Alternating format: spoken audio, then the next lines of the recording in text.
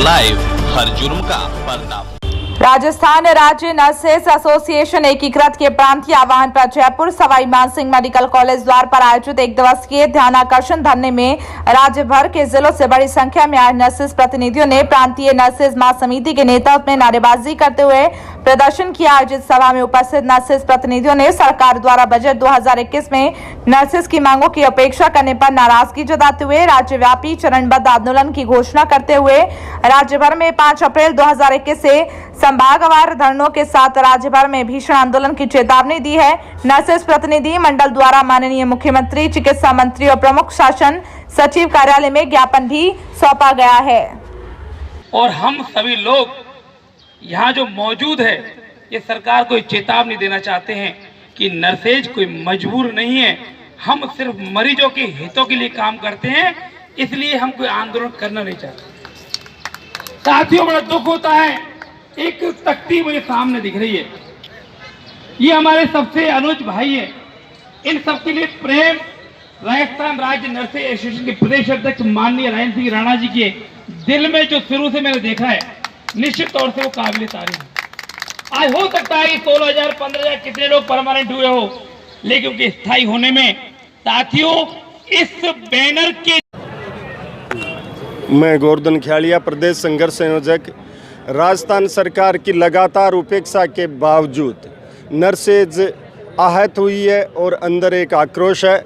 सरकार ने जो भी वादे किए वो बिल्कुल भी निभा नहीं रही है, इसलिए आज एक सांकेतिक धरना देकर आंदोलन की शुरुआत कर दी गई है। आने वाले समय में 1 महीने का समय दिया गया है सरकार को। या तो निश्चित तौर पे सरकार इस पे सहानुभूतिपूर्वक नहीं, ध्यानपूर्वक विचार करके समाधान करेगी, वरना आने वाले समय में बहुत ही बड़ा और एक व्यापक आंदोलन देखने को सरकार को मिलेगा। हालांकि हम नर्सेज की सेवा करने वाले लोग हैं, हम 1 घंटे के लिए बाहर नहीं जाना चाहते, लेकिन आने वाले समय में अगर कुछ भी नर्सेज बीमार और सरकार के बीच कुछ भी घटित होता है तो निश्चित तौर पर सरकार जिम्मेदार है, क्योंकि वो असंवेदनशील होती जा रही है, जिसकी हम निंदा भी करते हैं। और इसी क्रम में हम आगे आंदोलन लड़ते जाएंगे और सरकार को झुकाकर हमारी जायज़ मांगों को मनवाएंगे।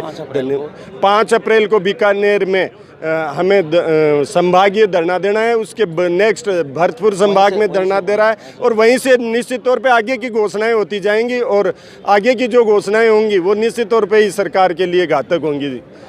शुरुआत की धरना की, अब आगे क्या योजनाएं हैं आपकी? राजस्थान के नर्सेज कोरोना वॉरियर्स आदम शाह से अपना पूर्ण योगदान इस कोरोना महामारी में उन्होंने दिया है जनजीवन को बचाने में, और अभी भी वैक्सीनेशन का एक बड़ा मोड नर्सेज के ऊपर निर्भर है। मगर नर्सेज कोरोना वॉरियर्स से जो कोरोना काल में चिकित्सा मंत्री जी ने आश्वासन दिया था बदनाम परिवर्तन का, कोरोना हार्ड ड्यूटी इंसेंटिव का, और उनमें से कुछ भी हुआ नहीं, बजट भी निकल गया। और नर्सेज ने पूरी प्रांतीय महासमिति ने डिसीजन किया था कि हम बजट में सरकार ये करे, पूरे राजस्थान से 300 से अधिक ज्ञापन भेजे गए, 150 से ज़्यादा जनप्रतिनिधियों ने अपनी अभिशंसा ज्ञापन भेजे। मगर जिस असंवेदनशील साल से और ये बजट सत्र में 2 शब्द भी कोरोना वॉरियर्स के लिए नहीं बोले गए, उससे राज्य भर की नर्सेज में ये असंतोष व्याप्त था। और उसको लेकर के आज जो 1 दिवस का ध्यानाकर्षण धरना था, इसके अंदर बड़ी संख्या में नर्सेज को यहाँ पहुँचना था, मगर कोविड प्रोटोकॉल को ध्यान में रख के और फिर एक यूनानिमस डिसीजन हमें चूँकि चरणबद्ध आंदोलन शुरू करना था, तो उसके लिए हमने तय किया कि ब्लॉकों के जो अध्यक्ष हैं और जिलाध्यक्ष और अपने प्रमुख जो पदाधिकारी हैं केवल वही यहाँ पहुँचे।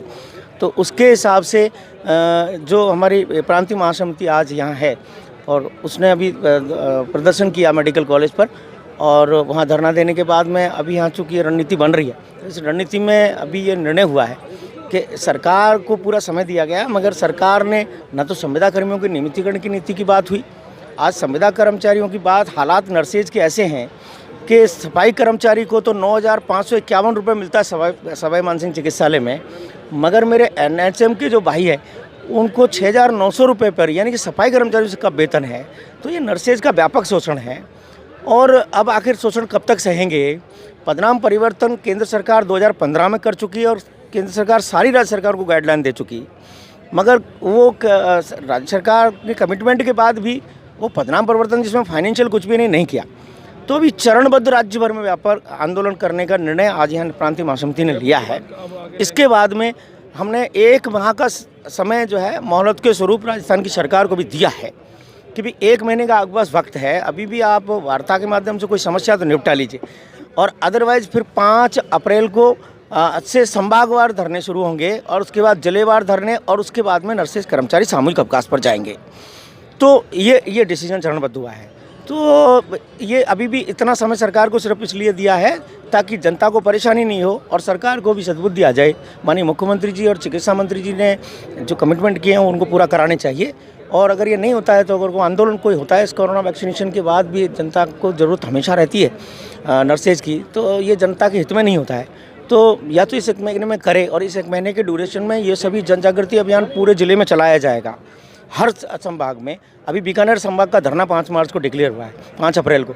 तो 5 वहाँ के सारे जो चूरू, बीकानेर, हनुमानगढ़, गंगानगर, ये सभी ज़िलों में जागृति अभियान चलेगा और उसमें सभी लोग जुटेंगे।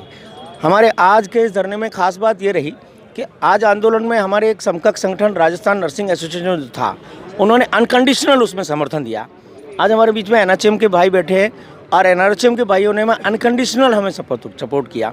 तो राजस्थान में 2 ही बड़ी यूनियन है, एक राजस्थान नर्सिंग एसोसिएशन है और एक राजस्थान राज्य नर्सिंग एसोसिएशन है, एक राजस्थान नर्सिंग एसोसिएशन है। अब दोनों ही यूनियनें जब एक प्लेटफॉर्म पर आती हैं तो सरकार को समझना चाहिए कि अब गांव ढांडी तक बड़ा आंदोलन खड़ा हो सकता है। सरकार अंडर एस्टिमेट नहीं करे, ये आज की प्रांतीय महासमिति का डिसीजन है।